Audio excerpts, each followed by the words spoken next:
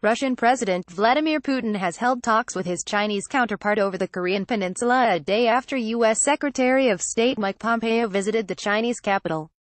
The two sides discussed some vital issues of the international agenda, including the settlement of the situation on the Korean Peninsula, Russia's official TASS news agency reported, quoting a Kremlin statement on a telephone conversation between the two leaders.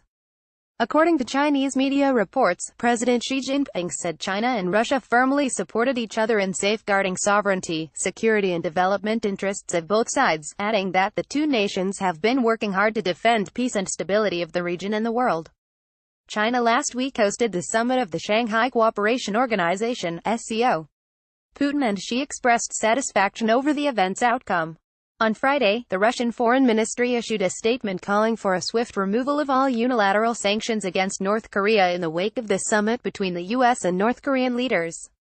We are certain that modification of the UN Security Council's sanctions against North Korea can and must become one of the most important components of normalization in the region, Russian Foreign Ministry spokeswoman Maria Zakharova said. As far as the unilateral sanctions against North Korea are concerned, those which were introduced by a number of countries in bypass of the UN Security Council and even in addition to its sanctions, our attitude is well known. It is negative. We are for the fastest cancellation of all such unilateral restrictions, in particular, the so-called secondary, extraterritorial sanctions, she added.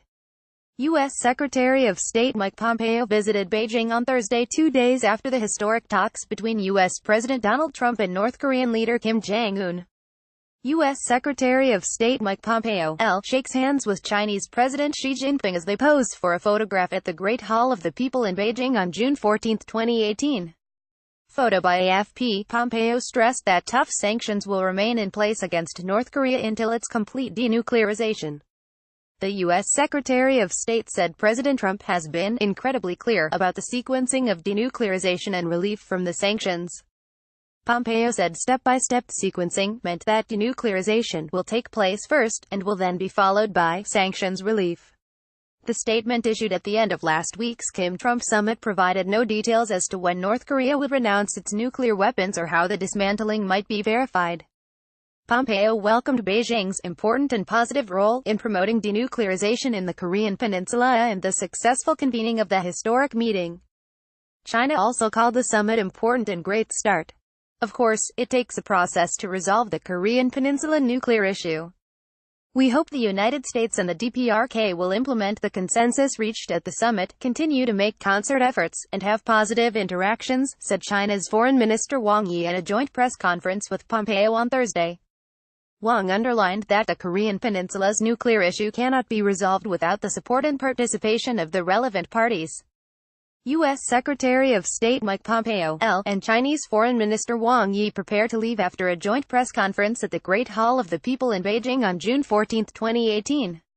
Photo by AFP. China is willing to maintain close communication with the relevant parties including the United States and the DPRK, and continue playing its due part in the denuclearization and establishment of a peace mechanism on the Korean Peninsula, he added. North Korea has been under a raft of crippling UN sanctions since 2006 over its nuclear tests as well as multiple rocket and missile launches.